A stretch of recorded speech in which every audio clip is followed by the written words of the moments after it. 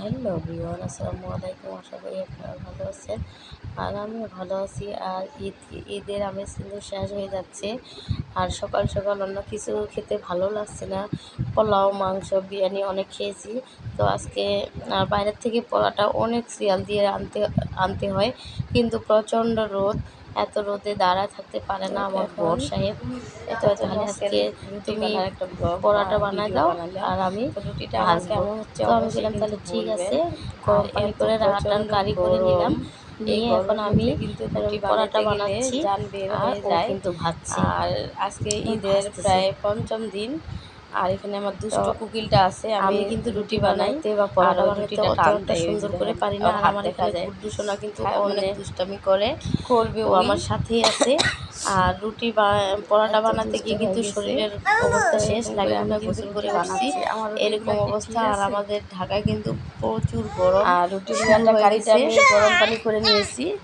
তারপর আর কি রুটি তারপরেও বানাচ্ছি। করার কিছু নেই, তো আমি যা তো কয়েকটা পরোটা রুটির খেতে ইচ্ছে ভিডিও করে। বানাই। আর আমার যখন কোনো কিছু একটা খেতে আর ইচ্ছে করে, তখন সেটা গরম রুটি হোক বা বানাতে গিয়ে ঠান্ডা হোক, লাগছিল আমরা আমার গোসল করে খেতেই উঠছি। হবে। এত এরকম একটা গরম আমাদের অবস্থা। এখানে, কিন্তু তো প্রচুর গরম। গরমের আর কার কার ওখানে জন্য আর কেমন ইয়ে না করে বা গরম পরোটা বানাতে বসলাম। অবশ্যই আর বলবেন। এই পরোটাগুলো কিন্তু গোল আর গোল, সন্ধ্যার আগের দিকে থেকে মনে হয়, অনেকটাই গোল গোল না হচ্ছে। আগে তো সন্ধ্যার আমি আগে আগে একদমই বানাতে আমাদের পারতাম না, এখানে কিন্তু এক একটা অনেক বৃষ্টি বাংলাদেশের মানচিত্র বৃষ্টি হয়ে যেত। হয়েছে, ঝড়ও আর হয়েছে। এখন মানে ঝড় মাশাআল্লাহ বৃষ্টি তাও একসাথে একটু মিলে হয়েছে। সুন্দর আর গোল এত হচ্ছে। আর ধুলা, এইভাবেই আমি পুরো পরোটা বানাচ্ছি আর আমার বর ভাজতেছে। আর এই পরোটাগুলো এখানে আমার রাখতেছি। দুষ্ট বিড়ালটার জন্য তাই আমার ভিডিওটাও ঠিক মতো পরোটাগুলো করতে কেমন পারিনি, হচ্ছে এত বানানো দুষ্ট হয়ে অবশ্যই গেছে। কিন্তু কমেন্টে জানাবেন। আর তাই আমি আজকে আপনাদের সাথে এই ভিডিওটা শেয়ার করতেছি যে আমি কিভাবে রুটি বানাই, কিভাবে পরোটা বানাই। হ্যাঁ, রুটি পরোটা একই। পরোটাটা একটু মোটা আর রুটিটা একটু পাতলা, কিন্তু দেখে বোঝা যায় এটা কিন্তু একটু মোটাই, পাতলা না। পাতলা হলে রুটি হতো, এটা পরোটাই। মানে আমি আগে ভাজে নিই, তারপর পরে সে তেল দিয়ে মচমচে করে নিই, লাল লাল পরোটা। এই যে তারপরে দেখেন একটু একটু বাঁকা হচ্ছে। হ্যাঁ, এপাশ ওপাশ করে এনে বাঁকা হচ্ছে। যে আমি মনে করছি রুটিগুলো মনে হয় লেগে গেছে, তো দেখলাম যে না, লেগে যায়নি। বারবার খালি রুটি হচ্ছে, মুখের মধ্যে আসতেছে। পরোটা এটা না হয় খালি আসতেছে। তো এত গরমের মধ্যে এটা কিন্তু ঈদের তৃতীয় দিন ভিডিওটা করে রাখছি। ভিডিও আপলোড দিব করে, আর আপলোড দেওয়া হয়নি, তাই আজকে আপলোড দিয়ে দিলাম। যে আমার রুটি পরোটাগুলো কেমন হয়েছে অবশ্যই কিন্তু বলবেন। আর আমি যেভাবে পরোটা বানাই, আপনারাও কি এভাবে পরোটা বানান এটাও জানাবেন। তো আমি এইভাবে বানাই। আমার পরোটার কিন্তু কারিটা কিন্তু অতটা শক্ত না, নরম আছে। আর এই পরোটাটা খেতেও নরম নরম। শক্ত পরোটা খেতে ভালো লাগে না। আর এই পরোটাটা আপনি অনেকক্ষণ রাখতে পারবেন, এটা সহজে শক্ত হয়ে যাবে না। আর ঠান্ডা পানি দিয়ে যেটা করা হয় ওটা কিন্তু লগে লগে খেতে হয়, ওটা কিছুক্ষণ রাখলে শক্ত হয়ে যায়। তাই আমি সবসময় গরম পানি ব্যবহার করেই আমি পরোটা হোক বা রুটি হোক এটা বানাই।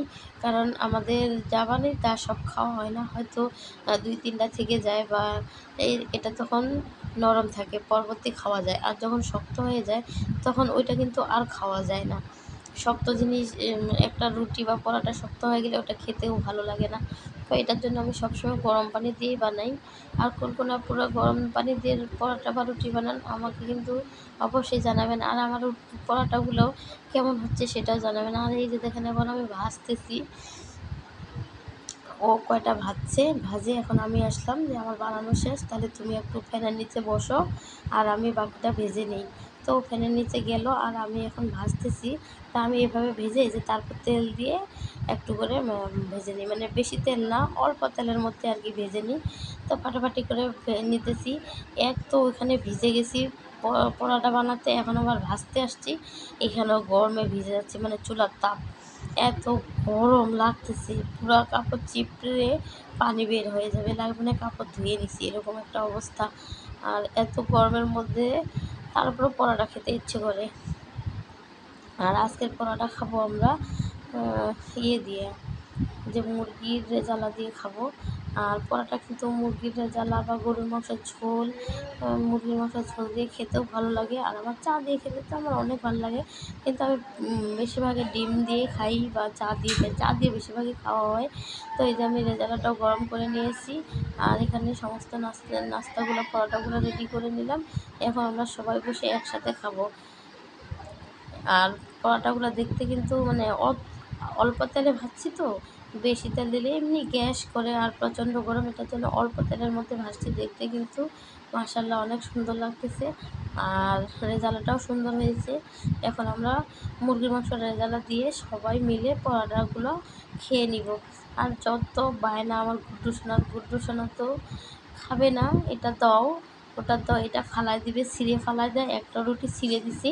আর আমার কিন্তু খাওয়ার আগে এই ওষুধটা খেতে হয়, গ্যাসের ওষুধ। আমার প্রতিদিন সকালবেলা গ্যাসের ওষুধ খেতে হয়,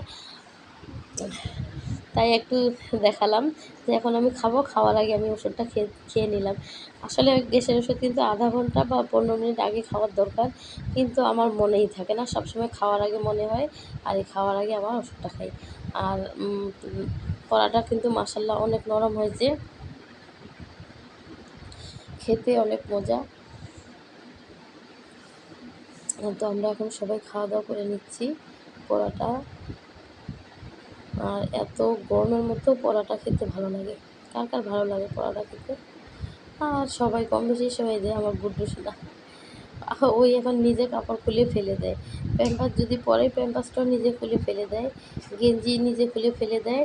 মানে আমাদের কি গরম, আমাদের থেকে মনে হয় ওর বেশি গরম, ও কোনো কাপড়ে রাখতে চায় না।